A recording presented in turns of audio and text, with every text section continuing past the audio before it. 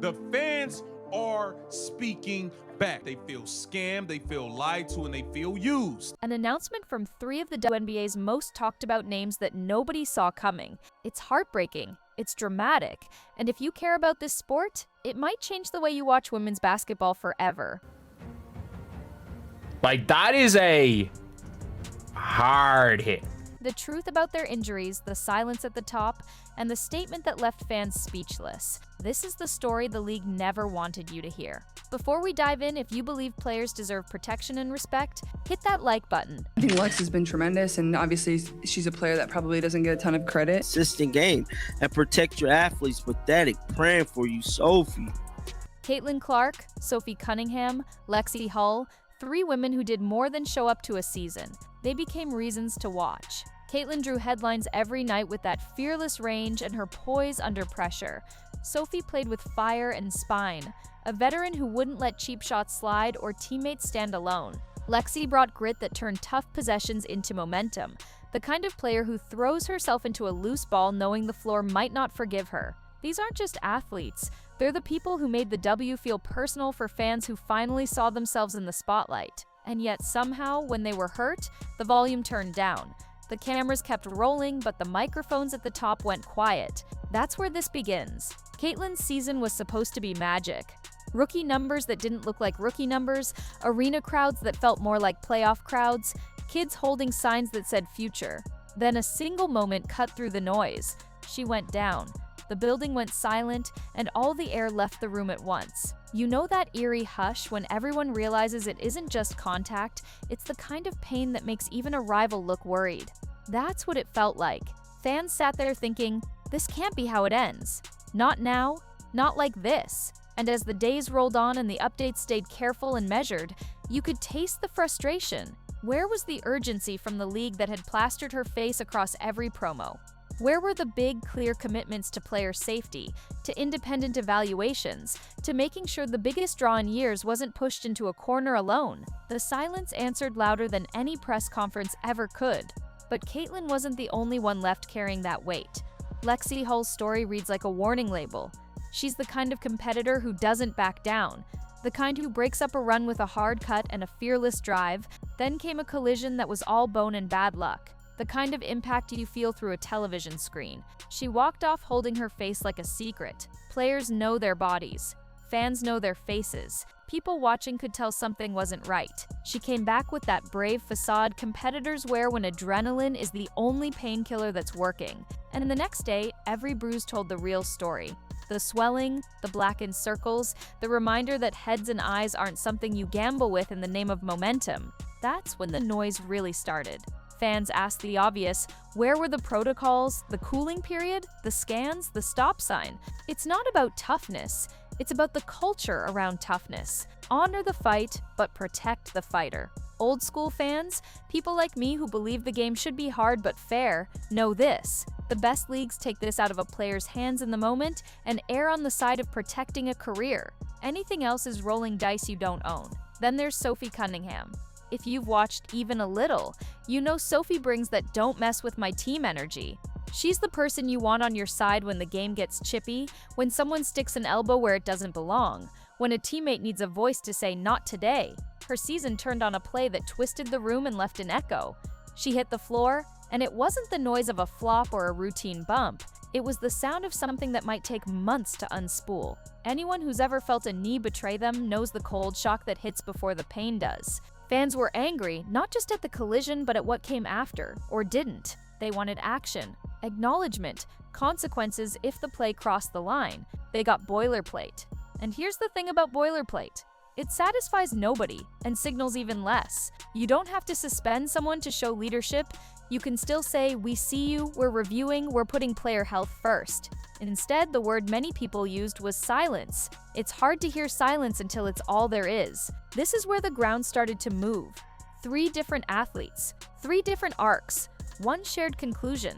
The gap between the league's marketing and its care was no longer acceptable. Minutes ago, yes, minutes, they united their voices, not as a rookie, a vet, and a rising defender, not as rivals, as players who are done being polite about what hurts. They said what a lot of people have been thinking: we will not stay silent. Not when the people who fill arenas and drive ratings are treated like they're replaceable. They described what it feels like when the cameras are off and the training room is your world. The appointments, the uncertainty, the quiet worry at 3 a.m.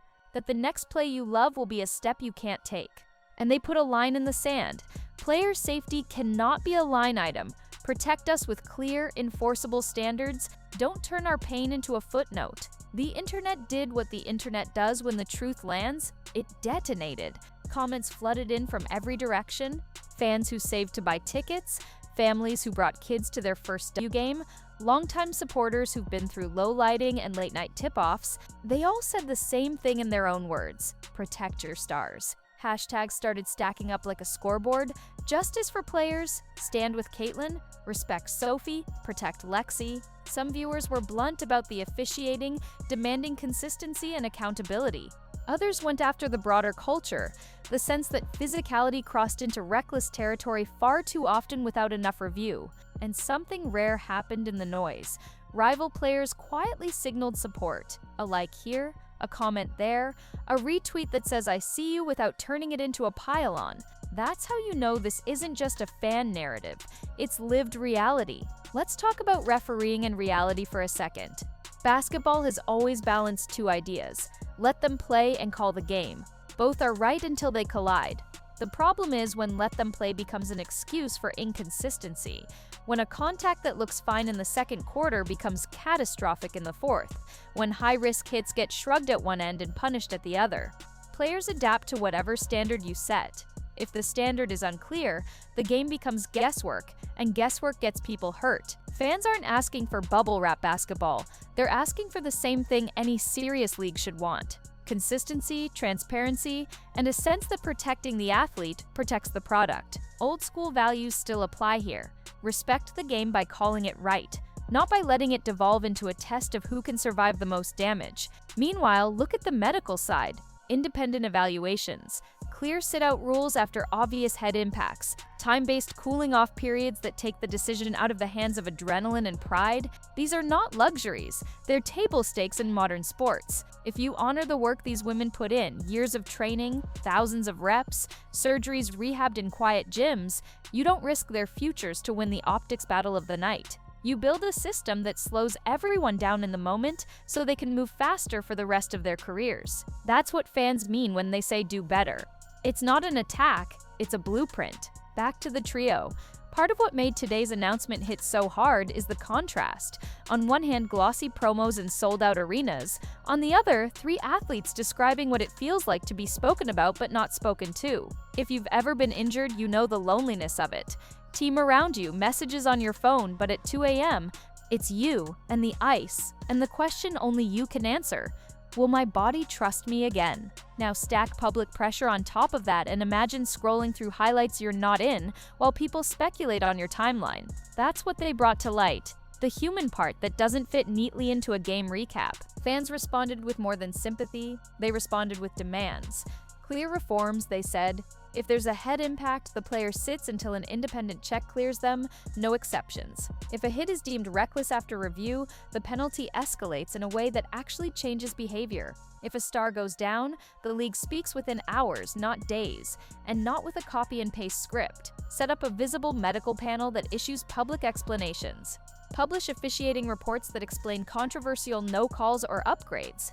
Raise the standard and raise it in public, so everyone from the coach to the casual viewer understands the rules of engagement. That's not outrage talking, that's leadership waiting to happen. There's also the ugly whisper nobody wants to admit out loud. The vibe among certain players. You can feel it in little moments. Who gets a tap of respect in the handshake line and who gets iced out. Which stars get the benefit of the doubt and which ones get hammered, which rookies get taught a lesson and which ones get welcomed in. Some of that is sports, sure, but when it bleeds into player safety and becomes a pattern, it needs attention, not a shrug. The league can't force friendships, but it can force standards. It can tell everyone, you don't have to like each other, but you will respect the line that protects careers. That's not soft, that's professional. So what happens next? This is where a lot of people will be watching closely. Does leadership step forward with specifics, timelines, protocols, visibility, or do we get a carefully written statement that says a lot and promises little? Do coaches and GMs add their voice, not just privately but publicly, saying we welcome higher standards because it protects our players and clarifies our jobs? Do veteran officials step up and say, yes, we want more training, more tech, more consistency because we want to get this right too?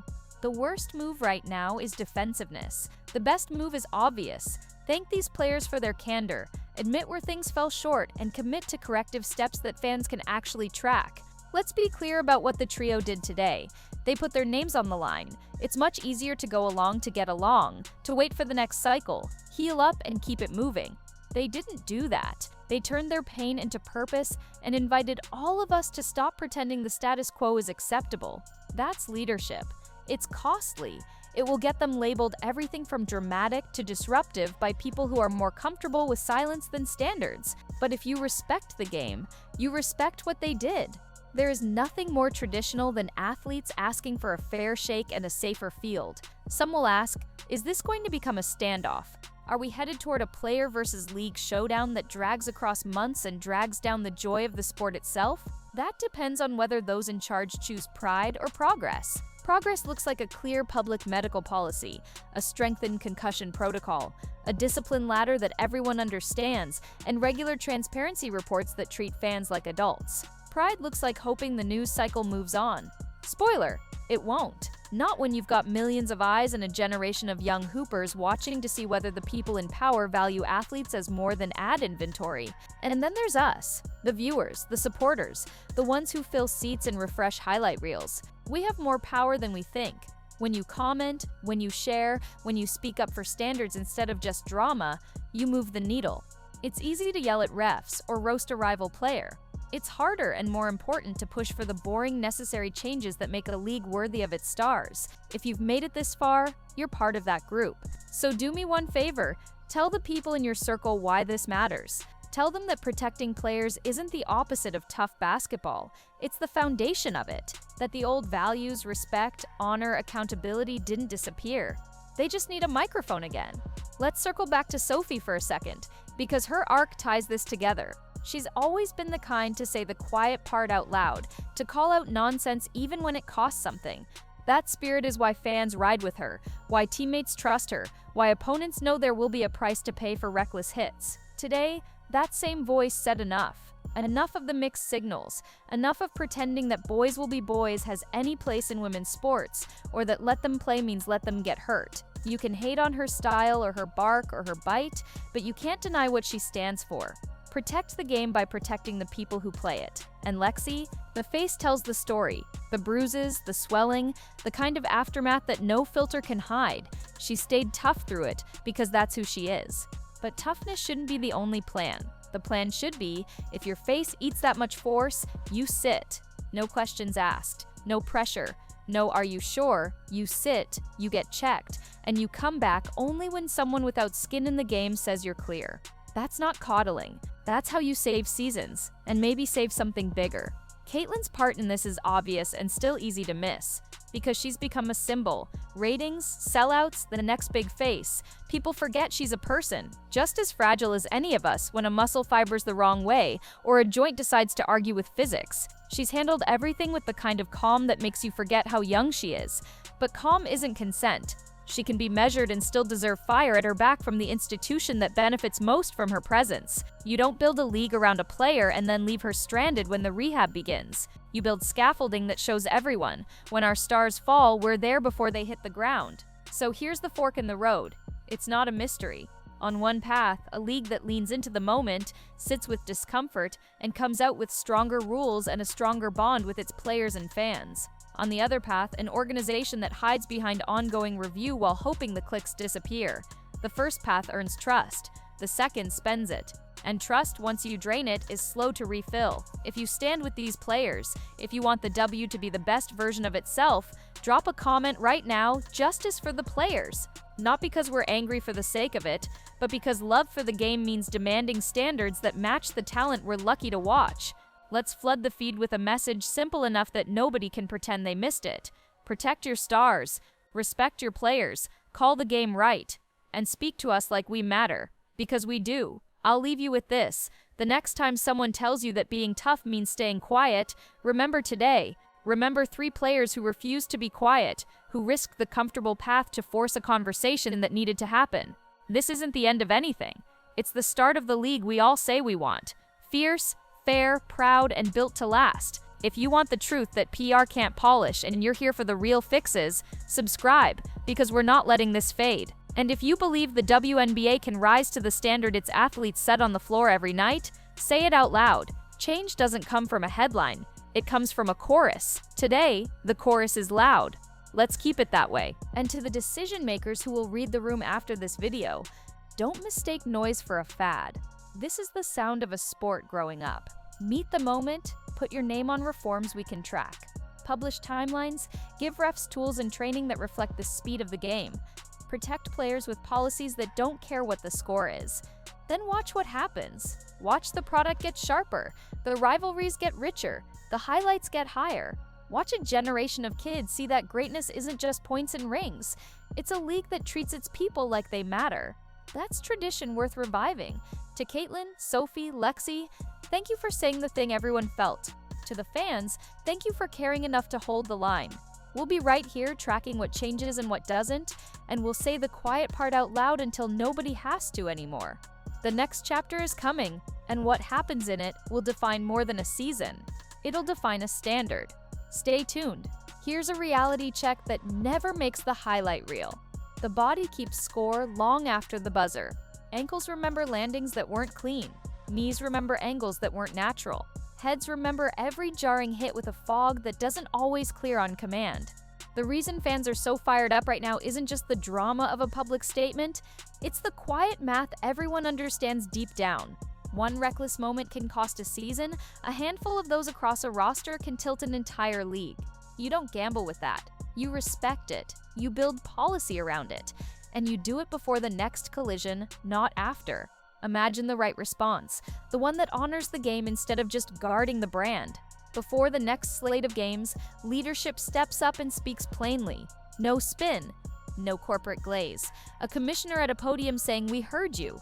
Here's what changes today, here's what changes within 30 days, and here's who's accountable if it doesn't." Independent medical oversight on game nights that doesn't answer to any team. Mandatory removal from play after visible head trauma pending independent clearance with no wiggle words. Consistent penalties for reckless contact that escalate across the season so the message compounds, not evaporates. A public weekly officiating review that explains tough calls and tough misses so players and fans can learn how standards are evolving. That's not weakness, that's strength. Think about the culture shift that could follow. When players know the standard, the game gets cleaner without losing its edge. Hard screens still rattle teeth, but the cheap stuff dies out because it isn't rewarded. The conversation moves from who got away with what to who executed better when it mattered. Rivalries sharpen without turning into vendettas. And instead of social media stitching together outrage clips, it starts stitching together moments of respect, players helping each other up, refs explaining a tough flagrant with clarity in real time, coaches adjusting strategy to the new guardrails with a nod that says, "We get it." The basketball world isn't asking for a miracle. It's asking for a professional standard that matches the talent on the floor. Meanwhile, there's the part of this story that isn't framed by viral clips or pressers. Rehab is a ritual built on boredom and belief. It's early alarms in quiet rooms, bands and ice and range of motion winds that feel invisible to everyone else. It's the first day a quad fires again without wobble, and nobody cheers because the gym is practically empty. That's where careers are saved, out of the camera's eye, where the only scoreboard is patience. Caitlin pushing through stabilization work, not for a headline but for a plant step that won't bite next time she explodes to her right. Lexie rebuilding neck strength and visual tracking, not for applause but for the moment a hard closeout doesn't tilt the room when she lands. Sophie teaching her brain to trust her leg while her heart still wants to dive on every 50-50 ball. This is the hidden season, and it's as real as any playoff run. And here's something old school fans will appreciate. The best players are teachers, whether they mean to be or not. There are kids watching, not just the crossovers and logo threes, but how their heroes handle the grind and the gray areas. What message do they get when a league shrugs at dangerous play? That winning is worth anything, that talent is disposable. Flip it, and look at the message they get when a league draws a hard line on safety. That longevity is the ultimate flex. That toughness isn't the absence of caution, it's a partnership with it. That real pros resist the cheap shortcut because they care about the game outlasting them. That's a tradition worth doubling down on. Let's talk about responsibility, the kind that isn't glamorous. Coaches have a role. Pull a player who's insisting she's fine when her eyes say otherwise. Challenge reckless decisions even when the whistle doesn't. Set a tone in film sessions that celebrates physicality only when it's married to control. Veterans have a role. Create a locker room language that makes safety cool, that praises a teammate for self-reporting symptoms instead of roasting her for leaving minutes on the table. Referees have a role. Seek more reps, more film, more candor. Not because they're bad, but because the game is moving faster every year and the consequences are higher. And yes, fans have a role. Bring the noise for your team and still clap when an opponent gets helped to her feet after a scary fall. Cheering for protection isn't soft, it's sane. There's also the money piece everyone tiptoes around. Player safety is not just a moral obligation, it's financially smart. Stars sell tickets. Stars move merch. Stars lift broadcast numbers in ways a marketing budget never can. A system that keeps stars healthy and on the floor protects the bottom line better than any short-term spin after an ugly incident. It's easy to quantify the cost of a fine or the time it takes to run a review booth. It's harder to quantify the cost of a fan who checks out because she's tired of watching her favorite players get hurt. But that cost is real, and it accrues silently. Fixing the root problem is cheaper than repairing the brand later. If you want a picture of what the next few weeks could look like in the best version of this story, here it is. The statement from the trio keeps echoing. Team captains huddle with their GMs and training staffs and say, "We'll be first movers. Use us as the pilot for new protocols. Test them on our game nights. We'll take the heat." The Players' Union shows up with specifics, not just slogans. The league invites 2 independent neurologists and a veteran official into a town hall call with players so people can ask raw questions and get plain language answers. A newly published guideline lives on the league site, pinned for every fan and beat writer to reference after a controversial call. And most importantly, the first time a borderline hit happens under the new system, the response is consistent with what was promised. That's how trust is rebuilt, one consistent decision at a time. Now let's bring it back to the human center, because that's where this video started and where it should end. Sophie Cunningham's brand isn't just fire, it's fidelity. She rides for her people even when it costs her. That's the kind of presence you remember when you're 20 years out of the game and someone asks what made the locker room work.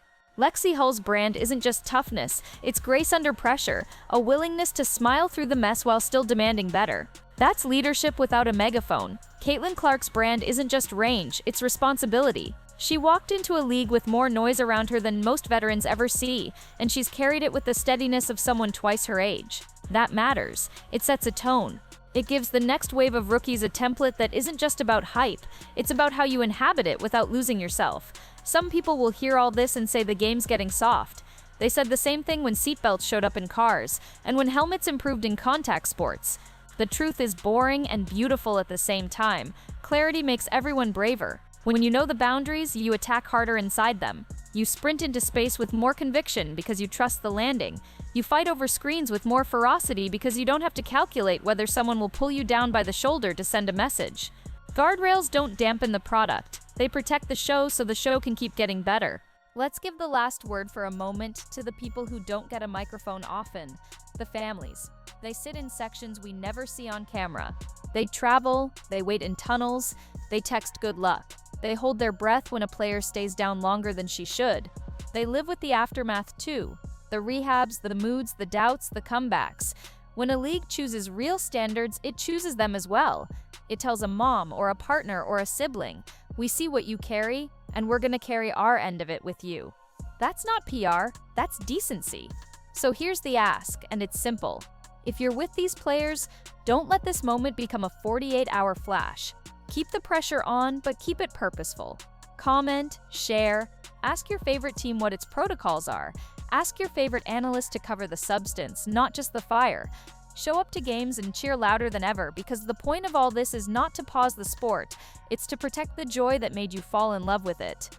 Hold the people in charge to a grown-up standard and celebrate them when they meet it, because carrots work too. And to the league, one more time as plainly as it can be said, you don't need to defend the past to build a better future. You need to honor what was good and fix what wasn't. You have the talent, you have the audience, you have a chance right now to lead, not react. Publish the plan, set the dates, name the people.